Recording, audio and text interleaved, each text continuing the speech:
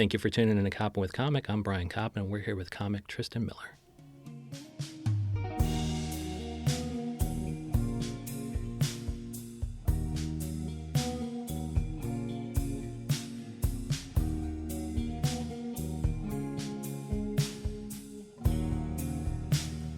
Tristan Miller, how the hell are you? I'm doing pretty all right. Train trouble, late here, a little anxious. Okay, well, we're going to talk about anxiety in a second, but real quick, where can people find you on stage in New York City? Well, on stage, it's pretty erratic, and I have dates coming up, but I don't know when this is going out, so you can go to tristanjmiller.com and look where I'm coming up, and then you can find me on Twitter at tristanjmiller1. And then you also have a podcast that might touch on what we're going to talk about today, which is mental health. Yeah, it's called Positive and Negative. And where can people find that? Anywhere you do a podcast. So anywhere. Stitcher and iTunes all and of Spotify. Them. Yep, all of them. Okay. Yeah, I've been doing it for, I think, 3 years now. Coming up on 100 episodes because it's bi-weekly, and I'm taking some hiatuses. And where do they when do they drop during the week? Thursdays, every other Thursday. Oh, okay. Yeah. Like clockwork. Yeah. Oh, good, because then your fans can expect it. And are you also on Patreon or something? Yeah, I am. And what benefits can they find if they're a patriot? If they're a Patreon, I guess they're called patrons. Yeah, I like Patriot better. Because it's very support your local government and also me. And also, you if you're at the $1 level, you get access to bonus episodes and clips, and then I do affirmations on there. I do blog posts that What's an affirmation? Is that where you'll actually talk to somebody who subscribes? You'll kind of mention their name? Not necessarily. If they wanted to, they can always message me. But it's just like words trying to make you feel good about yourself and what you can do. And I do those every weekday as well on Twitter. And so it's just like kind of going into your morning with a better mindset. Oh, good, because that's important, and that kind of leads us into what we're talking about today, and that's mental health. And then, your experience in mental health and talking about it, are you covering anxiety, depression, and or both? I live with bipolar disorder, and so within that diagnosis, there's anxiety, there's depression, there's OCD tendencies. So it's both. Yeah, the way I describe it is it's the oatmeal variety pack of mental illness. Oh my Lord. Yeah, so that's one of the worst ones you could have because you can't. Treat it. Well, meaning you can't treat it with one thing. If you just had one, you could, the therapist could follow the anxiety Bible. If it was the other, she could follow the depression Bible. But here is just it's kind of a grab bag, and it's a little tricky to deal with in as much as, you're right. That it's it can present in so many different ways.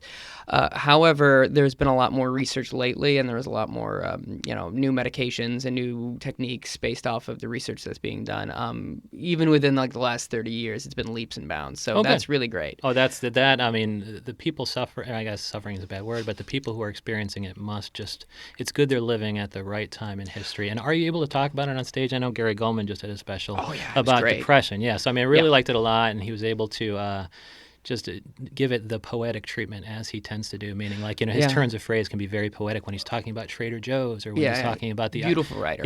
Leveling the ice cream in the thing, which I don't even pretend to level that shit. I'm just going to eat the whole fucking thing. So I suffer from something different. It's called food addiction. But but with the bipolar, are you able to talk about that on stage, and how are you doing it? Yeah, I have a whole hour of comedy that I'm taking to Edinburgh Festival, hopefully this next year, this next August. And it all coheres or is cohesive around the bipolar? Yeah, I kind of explain what it is, and then I can make a bunch of jokes from it. And when I started doing stand-up specifically, it's because I finally found that I had something to say, because I'd done a little bit of it, and I was talking about Lord of the Rings and my penis and stuff like that. And then I was like, okay, well. And as funny as that stuff is, it's a little bit less interesting than what you might be talking about now. Exactly. Yeah. And so I was like, okay, I have something to say now, and how can I educate and enlighten the public? And also, I think that my kind of mantra is laughter is the first step to empathy, and empathy the first step to understanding, and understanding acceptance. And so it's kind of a trickle down. Because I would feel connection if you were talking about bipolar on stage, and you will, of course. Yeah. If you are making me laugh, I will feel connected to you like no number of TED Talks could. created me. Yeah, absolutely. Because you go, oh, this person's a human being, and Yeah. we're relating. Yeah. Rather than like, oh, they're presenting me with an exam. Yeah. You know. Yeah, that wouldn't be as funny. And so, do you think Yeah. you are at the right place with this? I mean, are you happy that Gary Gulman went with the Great Depression first? Oh, I'm so angry. I'm so angry he beat me to it. No. I mean, like, do you think No, it's no, going to no. make people be like, absolutely. oh, this is a perfect topic for comedy, and maybe it wasn't before I saw Great Depression? I absolutely, yeah. I think also in general we're more and more open about mental health in general within the States and also within the UK. So I'm hoping that it does well in Edinburgh. Oh yeah. Whereas like other places in Europe and like Asian countries, it's not a topic of discussion yet. But in the States, it's really, really grown, and I think I'm at the right time in the right place. And also, like I've met Gary a couple of times, and he was on the podcast that I did. Oh, cool. Yeah, that I do. Anyway, Cool. I think the more people are talking about it, the better. I would also say comedians are in a very unique position of being honest and no one really judging them Yeah. for it, rather than like if you're a doctor and you're talking about it, people are like, do I want an insane person, treating my leukemia? Right.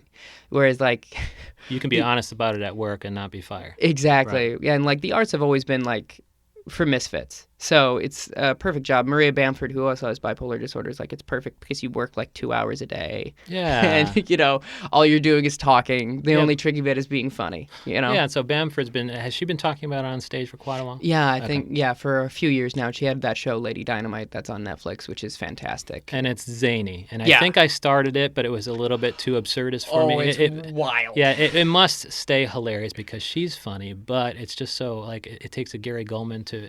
I have to get through the special if I'm going to enjoy it. And if Maria Bamford, if she's just too absurdist at the Yeah. beginning, I might turn it off, even though maybe I saw a couple sketches that were funny. Yeah. And so, but it's cool that both of them have been talking about it for a long time. And so on the Mount Rushmore of comics who are talking about this, we have Gary Gulman, Maria Bamford, and Tristan Miller. Hopefully. Okay. Here's And hoping. Okay. Now, if they wanted to hear your episode with Gary Gulman, would they be able to on Patreon or even Spotify?